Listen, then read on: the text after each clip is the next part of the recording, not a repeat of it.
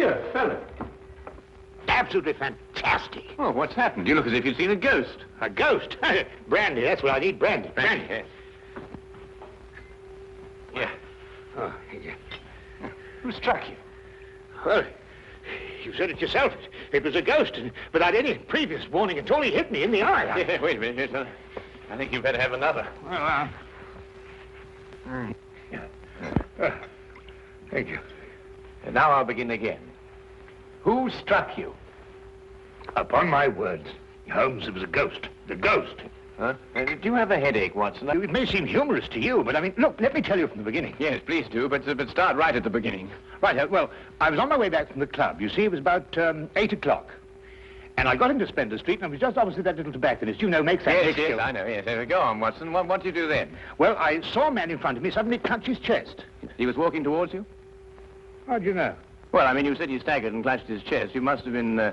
Yeah, that's logical. Anyway, well, anyway, I rushed up to him to help him, you see, and he's still able to mumble something about he had a heart, and he lived in 19 Hooper Street, and would I help him get there? But there were no other pedestrians? No, the street was completely deserted. Good. Go on.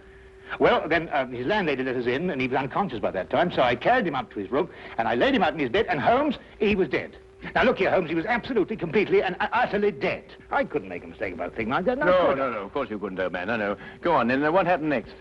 Well, then I told the landlady rather said to me that she'd called the authorities, you see, and I left my name with her just in case, you know, they'd want me.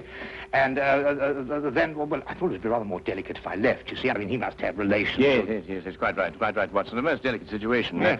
What was the man's name? Higgins. Albert Higgins. Uh-huh, I see. And what did you do after you left the house? Well, you see, it had been a bit of an effort, you know, carrying him up like that, so I got down the stairs and popped across the road into a pub and had a pint. Yeah. And then I started off back to the flat, you see. Well, I just turned the corner into Spencer Street, and there was Higgins, Albert Higgins? Yeah, just face to face with me. He really was large as life. We stood looking at each other for a minute, then he lashed out and hit me in the eye. And then really, Holmes, he vanished. Vanished? Yes, into the blue. Well, he just ran away? Well, the street was rather ill-lit, you know, and it took me a minute or two to pull myself together. And then I don't know whether he ran away or not, but he vanished. Well, that's most unusual. Most? Did you speak to this ghost? Well, I may have said, good gracious, Higgins, or by Jove, Higgins, or even good heavens, Higgins. Oh, yes, perfectly natural, Watson. Describe Higgins to me. Well, he's 50-ish. Sandy-haired, medium build. Well, is that all you observed? No characteristics? Well, now, really, Holmes, when I had the chance of examining him on the bed, the most obvious characteristic was he was dead. Yes, well, how was he dressed? Green tweed suit. What, just wearing a green tweed suit? He must have been wearing something more than that in this weather. Oh, no, he had a big floppy hat and a long overcoat. Ah. Oh, and something else. Yes, I did notice something else. He limped. Aha. And was he carrying a cane? No cane. Well, is there anything else, Watson? Think hard. Oh, yes, I remember something now. What? Yes, the second time I saw him, he was carrying a package. But the first time, he didn't have one. Ah, now this is curious. Very curious. Where are you going, Holmes? Not me. We. I'm in no condition to leave the house. And a morsel of raw beef will immeasurably improve your appearance. And then what? Then we shall do our best to track down the belligerent ghost of Albert Higgins. Fascinating idea, don't you think? Well, the whole thing's been most unnerving, you know. I mean, it knocks the wind out of the chap, yes. Oh, really, no one.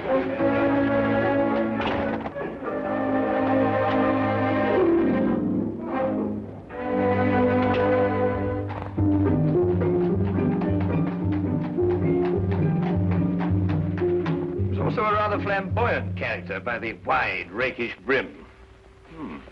I see he was an artist, too, though he hasn't painted very much recently. Notice the specks of paint underneath the brim here. And not house paint, but canvas oils. Here, what's this? How are you, Jensen? What are you doing in poor Albert's room? Oh, good evening, Mrs. Blake. You remember me, Dr. Watson? You're the bloke who brought poor Albert in. Yes. Who's your gentleman friend? Ah, this is Mr. Sherlock Holmes. Mrs. Maggie Blake, the landlady. Pleased to meet you, I'm sure, Mr. Holmes. Oh, poor old Albert.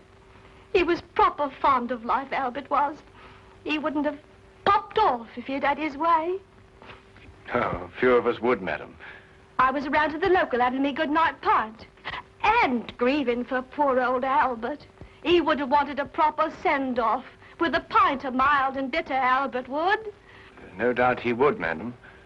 The body, I see, has been removed by the authorities. Oh, poor old Albert on a slab. Oh. Oh, dear, dear.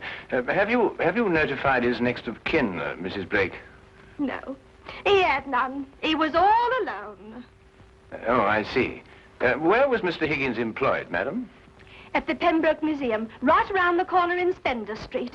It's a picture museum. Albert was a day watchman. A day watchman, you say? Well, what were his working hours? 9 in the morning till 9 in the evening. Punctual as a clock, Albert was. Never late a minute. Poor Albert. He always came back from the museum, then, at a few minutes after 9 every evening. Aye, to make his supper. He was a proper good cook, Albert was. Excuse my saying so, madam, but aren't you mistaken? Surely it's a little after 8 when Mr. Higgins finished work? Because it was only a little after 8 when I picked him up this evening and brought him here. Oh, no, Doctor. It was just after 9. I marked the time because I was waiting for Albert to come back. He had asked me to get him a cut of beef. He always came back just after 9. He'll never eat that beef now. Poor Albert won't. He'll hit you in the eye. Hmm? Oh, no. I just bumped into a door. Oh, you shouldn't get familiar with the door, if you know what I mean. Well, really, Matt. Yes, I think we've found out all we can for the time being, Watson. Thank you, madam. We shan't intrude on your grief any further. Poor old Albert. It really is most embarrassing about this eye, Holmes. Did you hear? She inferred. It's a terrible situation. And she's wrong about the time. It was only a little after 8. And it's only a few minutes' walk to Spender Street. Yes. Time is a curious dimension, Watson. Habit and a preconceived notion can so easily reverse the hands of a clock.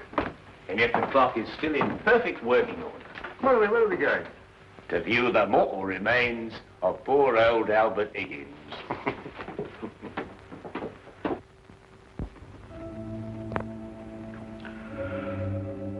Well, there he is, Mr. Holmes. Nice and peaceful, I gave. Poor chap. See anything, Holmes? Nothing that I haven't already deduced, except that I drew an erroneous conclusion from his hat. He has painted recently, but indoors with his hat off. There are still traces of paint, quite fresh under his fingernails. What does that mean? I haven't the faintest idea. Well, you gents aren't the only ones interested in this dearly departed. Inspector Lestrade of Scotland Yard's looked him over, too. Oh, indeed. Oh, he's still here if you'd like to talk to him. Well, that should be very informative for one or the other, or both of us. I can't understand it, Holmes. I'm absolutely sure this is the man who punched me. I'm positive. But also the one who had the heart attack? Yes, I'm sure of it. One and the same. Well, he's punched his last punch. Where he probably is, they're punching him. Full of holes with pitchforks. Yes, well, I think we've seen and heard enough. Would you like to take us to Inspector Lestrade now, please?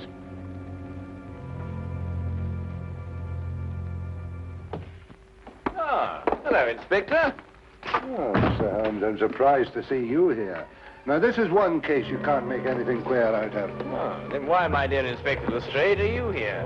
Well, when they brought him in, somebody recognized him as Pound Note Albert Higgins. I come along to check their identification. We like to keep a track of our old pals, you know. What was he in prison for? Counterfeiting. He made the best pound note you ever saw. Yes, he was a real artist. Lestrade, there's no doubt as to the cause of death, is there? Oh, sorry, Holmes. Heart failure, no foul play. I understand you were with him in his last moments. Yes, I was with him on the street when he had the attack, and I took him home. There's nothing you could do, I suppose. Nothing. He was dead before I had a chance to do anything. By the way, what time was he brought in? Oh, let me see now. It would be about, yes, here we are. 9:45. Higgins' landlady notified Constable Smithers at 9:30.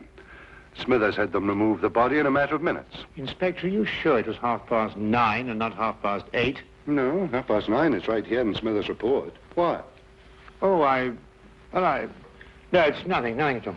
You're quite sure, Lestrade, there's nothing more to this than a simple case of natural causes? Ah, no, there's no mystery at all. No mystery, Mr. Holmes. Hey, what happened to your eye, Dr. Watson? Oh, I bumped into a door. A door? Oh, well, that's a new one anyway. Was it a pretty door? No, really, Lestrade. That's all right, Watson. I won't tell a soul. Well, really, this is insufferable, Holmes. Nobody believes me. Well, why did you tell them the truth? What, that I was punched by a ghost? Yes, I see what you mean. We may have to take on this case anyway, if only to protect your honor and reputation. Well, it's intolerable, Holmes. Absolutely intolerable.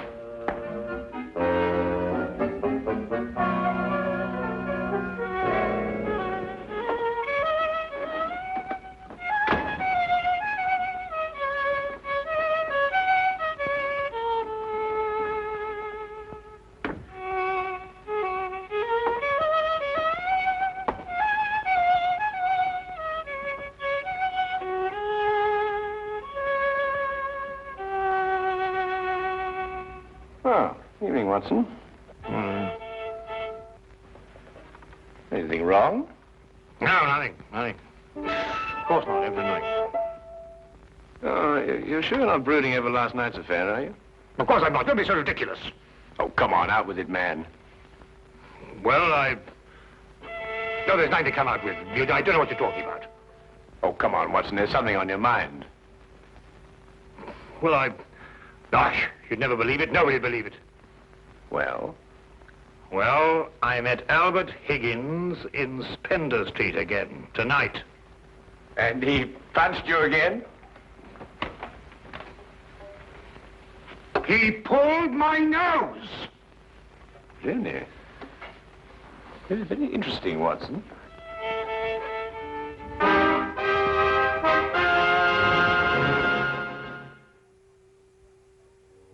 My dear Watson, calm yourself. Look here, Holmes, this whole Higgins affair's gone too far. First of all, last night and now tonight.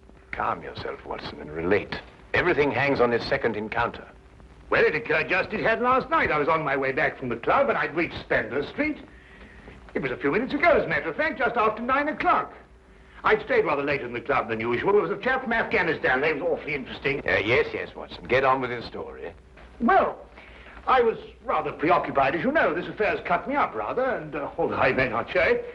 Anyway, I was walking along. I suddenly looked up, and there was the pedestrian, a man a few feet from me. Walking towards you? Well, yes. Of course, I didn't recognize him straight away for, you-know-who. Anyway, I sidestepped him past, and he sidestepped to let me pass, and then we sort of zigzagged about a bit, you know what it is on the street, and ended up by bumping into each other. Now, that's when you recognized Albert Higgins? But it was Higgins. I couldn't be mistaken. Good heavens, man, I know him like my own brother. Dressed as he was last night? Exactly. And what did he do then? Well, as I told you, then he put out his hand, and he... Well, yes, we'll go into that. And then he was gone, vanished. Capital, Watson, capital. Everything begins to fall into place. Now, there's one more question. Was he carrying a package? Well, yes, he was, just like last time. I say, Holmes, do you believe, What? Supernatural? Ghosts, do you mean? Sounds silly, I know, but, Higgins did die of a heart attack. There was no foul play. No foul play? Why, the whole affair reeks of foul play. I can tell you, Watson, I haven't been idle today. Do you know that the Pembroke Museum is showing a collection of paintings on loan from the Italian government, and that included amongst those paintings is Leonardo da Vinci's Moonlight Madonna? Well, I did read something about it in the paper. What's that got to do with Albert Higgins? Well, we must now pay a visit to the good inspector and inform him that if the ghost of Albert Higgins hadn't struck you in the eye... And pulled my nose. And pulled your nose, I would never have suspected the Moonlight Madonna would be stolen from the museum. What? Well, it's quite obvious, isn't it? Well, of course.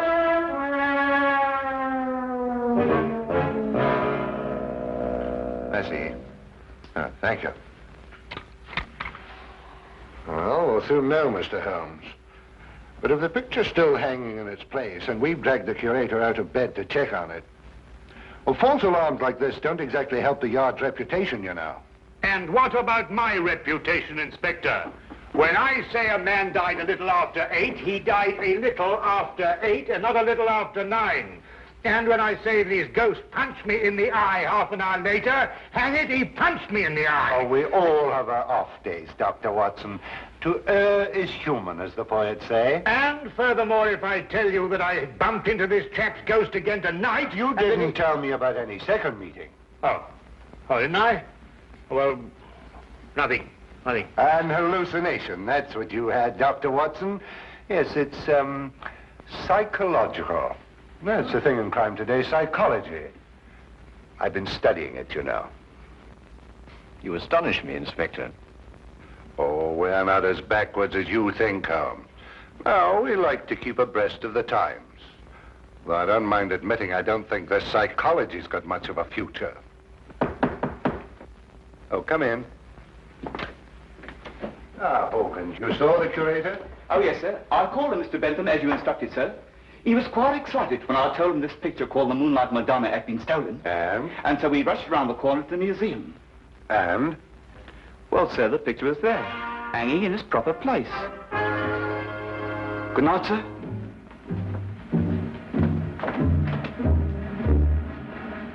Well, there you are, Holmes. As I said to Dr. Watson, to err is human. Can I give you gentlemen a lift anywhere? Thank you, Inspector. Oh, I think it might be a good idea if we called at the Pembroke Museum on our way. But you heard what Hawkins said. The picture was hanging in its proper place. My dear Lestrade, Hawkins' statement merely proves that what he and the curator saw was not the Moonlight Madonna at all. Merely an excellent forgery.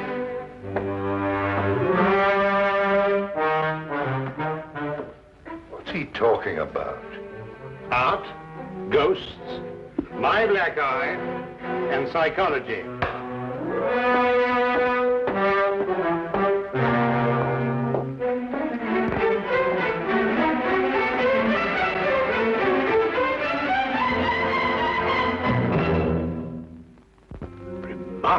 Remarkable. Only a microscopic examination of the brushstroke shows it any different from Da Vinci's work. Of course, if you still have any doubts, a chemical analysis of the paint mixtures will prove them to be of modern manufacture. No. You've quite convinced me, Mr. Holmes. An analysis is necessary. Dear me, this is catastrophic. A rather delicate situation, eh? Delicate. The Italian government will hold the British government responsible. But the painting is an Italian national treasure. And the theft could easily affect the pending treaty between the two nations. Oh, Mr. Holmes, you must find the original before the Italians learn the painting's been stolen. The British government will hold me responsible. And the Yard will hold me responsible. The most priceless of the lot, too. Yes, naturally. Well, we know who stole the painting and substituted a forgery, Higgins. All we've got to do now is find out where he hid it. What time did you leave the museum, Mr. Benson? A few minutes before 9. Higgins was still on duty. You're quite sure it was Higgins? I'm certain, Mr. Holmes. I chatted with him for a few moments, and I couldn't have mistaken his voice. And the night watchman relieved him at 9. Well, you heard him say that, Mr. Holmes, and that he had a package with him when he left. The night watchman swears up hill and down dale it was Higgins, all right. Well, the matter seems to resolve itself very nicely, doesn't it? Dr. Watson was punched by Higgins a few minutes after 9. The night watchman saw him leave at 9. And you spoke to him a few minutes before 9. Look, Holmes, why don't you and Dr. Watson go home and have a good night's rest? From now on, it's nothing but plain, ordinary, simple police work. Nothing you could use a magnifying glass on. True. True, Inspector. Well, good evening, gentlemen. Yes, well, good night, gentlemen.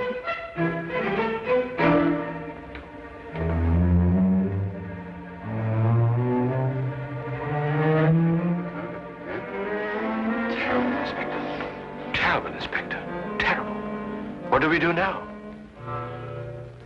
Interesting affair, eh, Watson? Look, I don't care what anybody says. It was after 8 when Higgins punched me. Well, has it occurred to you that if Higgins didn't punch you, who had the heart attack? Well, now, look here, Holmes, Oh, confound it, for all I know, it was Higgins who punched me and his ghost had the heart attack. Come on, Watson.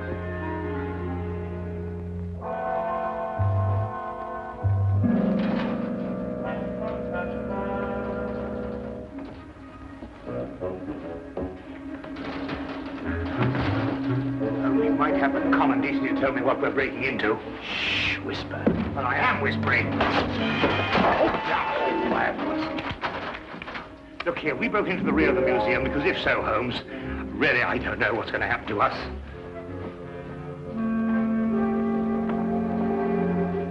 Here, hold this. What? Oh.